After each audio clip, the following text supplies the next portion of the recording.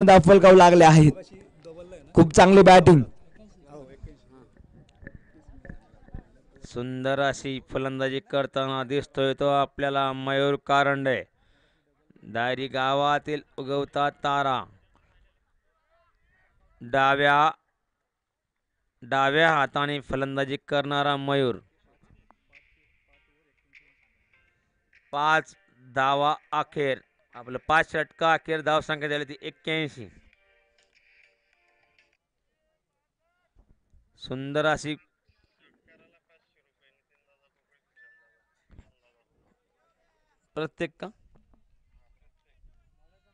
प्रत्येक षटकाराला 500 रुपयाचे पारितोषिक झालेले आहे. सुशांत पंढरनाथ पोकळे, नितीनदादा पोकळे यांच्याकडनं. सुंदर पद्धतीने चेंडू आणि हा षटकार. षटकार षटकार षटकार. प्रत्येक षटकाराला 500 रुपयाचे पारितोषिक सुशांत पंढरनाथ पोकळे पाटील व नितीनदादा पोकळे पाटील यांच्याकडून इथं आलेलं आहे. 1000 रुपयाचे पारितोषिक मयूर कारंडे यांनी इथे पटकवलेलं आहे. पुरता चेंडू केशव, गोलंदाज केशव आणि पुन्हा एकदा षटकार. 2 षटकार. पुन्हा एकदा षटकार. सलग 2 षटकार.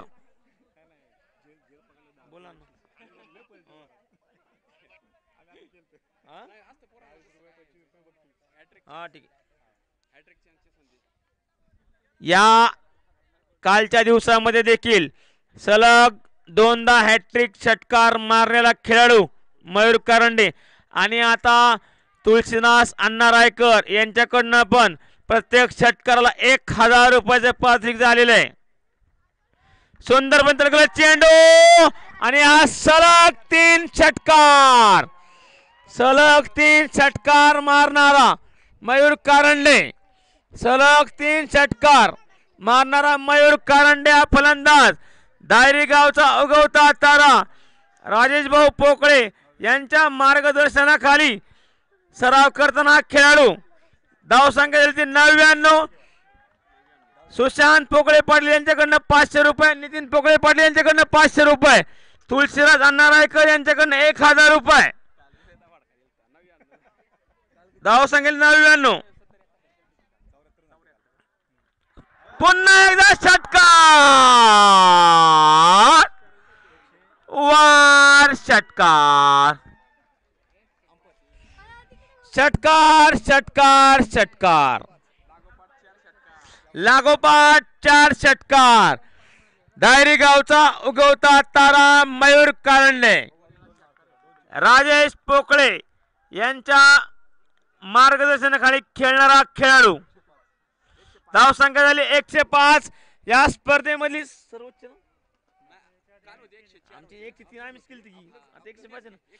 105 सर्वोच्च धावसंख्या 105. प्रत्येक षटकाराला सुशांत पोकळे यांच्याकडनं 500, नितीनदा पोकळे यांच्याकडे 500, तुळशी अण्णा रायकर यांच्याकडनं 1000. लागोपाठ षटकार चौकार. पुन्हा एकदा तरकळ चेंडू बघा काय होतंय. जेलबाद होतंय का? आणि हा जेल सुटलेला आहे.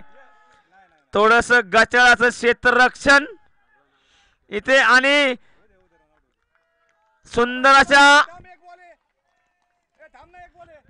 बळी गेलाय तो शेखर रायकर यांचा. आत्महत्या. रनआउट म्हणजे आत्महत्या. धावसंख्या 106. आणि खेळण्यासाठी गेलाय तो शुभम. जिसके बड़े बड़े बम वो है शुभम.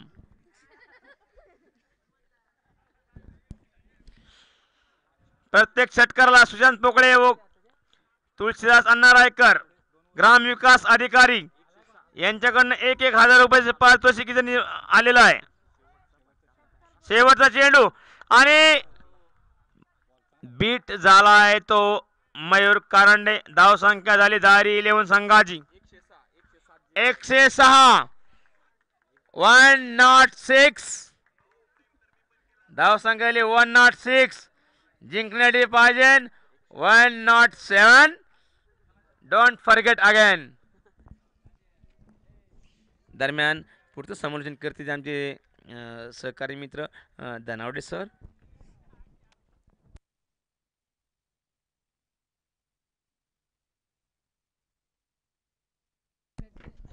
चला ताबडतोब क्षेत्ररक्षण लावून घ्यायचंय दायरेच्या संघाने.